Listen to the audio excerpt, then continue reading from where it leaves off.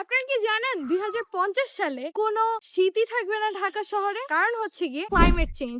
এত সুন্দর পরিবেশ দেখতে পাচ্ছেন পিছনে, কিন্তু এই পরিবেশটাই আমরা রক্ষা করতে পারছি না। কারণ ঢাকা শহরে কনক্রিটের পরিমাণ বেড়ে যাচ্ছে, ওয়াটার বডি কমে যাচ্ছে। তো আমরা যদি এখন থেকে সচেতন না হই, তাহলে আমাদের যে ভবিষ্যৎ প্রজন্ম আছে তারা শীত বলতে যে কিছু একটা ছিল, পৃথিবীতে এক্সিস্ট করতো, এটাই জানবে না। তো এখন থেকে আমাদের সচেতন হতে হবে। লাইক আমাদের যে ওয়াটার বডি গুলো অলরেডি এক্সিস্ট করছে, সেই ওয়াটার বডি গুলাকে আমাদের বাঁচিয়ে রাখতে হবে, সেগুলোকে ক্লিন রাখতে হবে। আমরা জানি বুড়িগঙ্গার অবস্থা খুবই খারাপ। সেই বুড়িগঙ্গাকে কিভাবে রিফর্ম করা যায় সেই সম্পর্কে ভাবতে হবে। একই সাথে আমাদের যে কনক্রিট যা করার করেছি আমরা, কিন্তু ফিউচারে যখন আমরা কনক্রিটের তৈরি একটা বিল্ডিং বানাবো, সেই বিল্ডিংটা যেন লিড সার্টিফাইড হয়। লিড সার্টিফাইড হওয়ার জন্য যেই মডিউল গুলা আছে, সেই মডিউল গুলা যেন অ্যালাইন করে, এরকম কিছু চিন্তা ভাবনা করে আমাদের বিল্ডিং করতে হবে। এন্ড আমাদের চারপাশে গ্রিনারি রাখতে হবে, সো দ্যাট আমাদের আশপাশটা যেন সতেজ থাকে। আপনারা লিখে জানান যে আপনারা